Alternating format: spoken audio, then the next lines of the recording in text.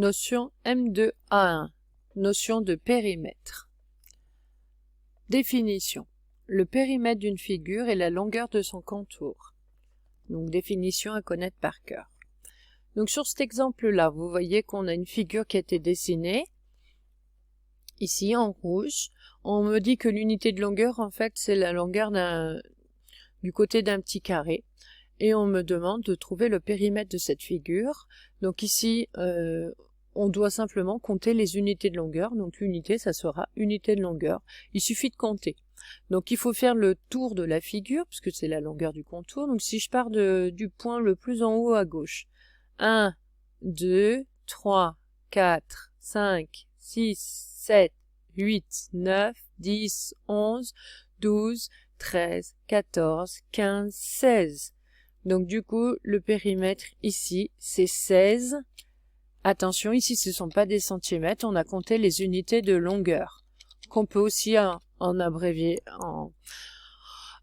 abréviation UL pour unité de longueur.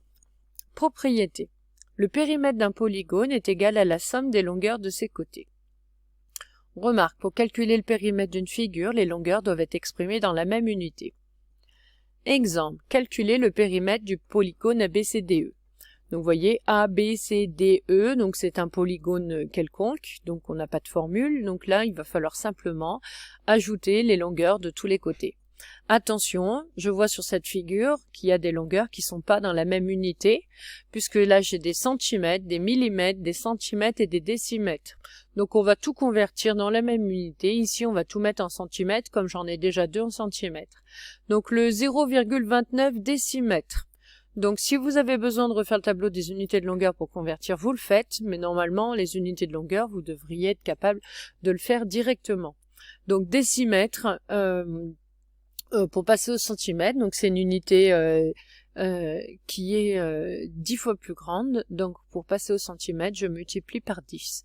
Donc 0,29 fois 10, pour multiplier par 10, on décale la virgule d'un rang, donc on obtient 2,9 cm. 20 mm, alors cette fois-ci on passe d'une unité petite à une unité grande, donc il faut diviser par 10. Donc 20 divisé par 10, j'obtiens 2 cm. Donc d'abord on a converti. Maintenant on utilise la formule, donc attention, quand vous allez calculer des périmètres ou des aires, le P c'est un P cursif, vous voyez, cette tête-là. C'est pas un P majuscule, pourquoi? Parce que les lettres bâtons vont plutôt être associées à des noms de points en géométrie. Et il se peut d'avoir un polygone dont le point P est un sommet du polygone. Donc si vous utilisez la même lettre dans votre calcul de périmètre, il y a une ambiguïté entre le P de périmètre ou le P du point P. Donc du coup par convention, la lettre associée au périmètre, donc on fera la même chose avec pour l'aire, ce sont des A et des P cursifs. Donc il faut vous entraîner à faire des P qui ne soient pas des lettres bâtons ici, mais bien un P cursif. Alors ensuite, on utilise la propriété qui me dit qu'il faut que je fasse la somme. Donc la somme, c'est le résultat d'une addition, les longueurs des côtés.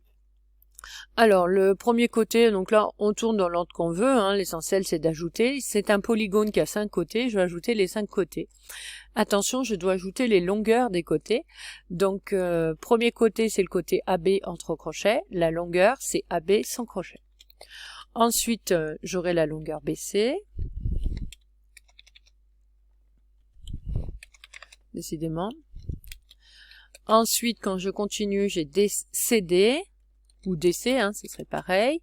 DE, plus EA.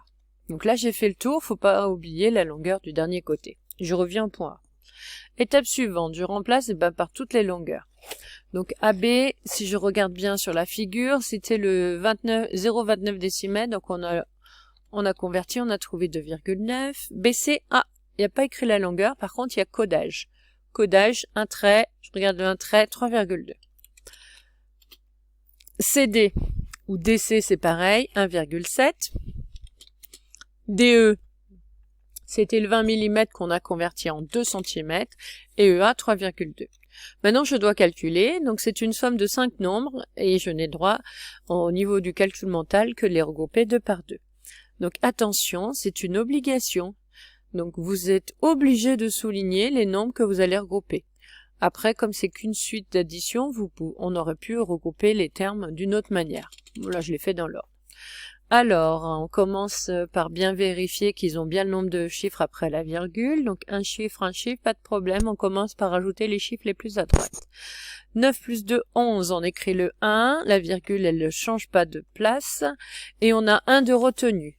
On passe aux unités. 2 plus 3, 5. Plus la retenue, 6. On continue.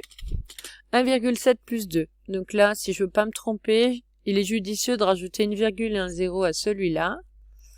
Voilà, pour qu'ils aient bien tous les deux un chiffre après la virgule. Et on calcule. 7 plus 0, ça fait 7. Je mets ma virgule. Et 1 plus 2, ça fait 3. Donc rajouter la virgule en vert et le 0, hein, ce n'est pas obligatoire. C'est pour ça que je le mets en vert. C'est conseillé. Pour pas se tromper en ajoutant vos chiffres suivant les rangs. Il me reste encore une somme de 3 nombres, donc j'en regroupe 2.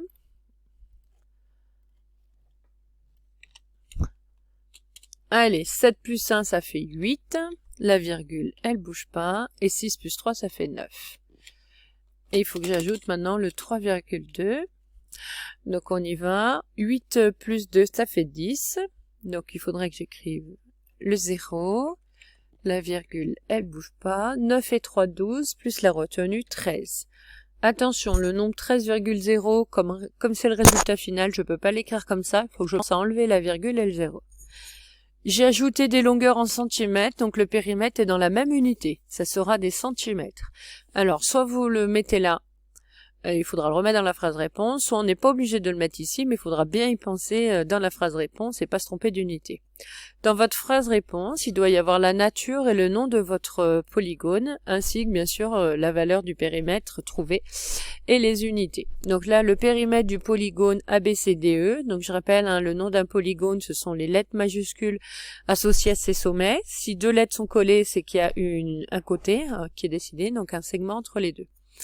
Et donc, on a trouvé 13 cm. Voilà, la première notion sur le périmètre est terminée.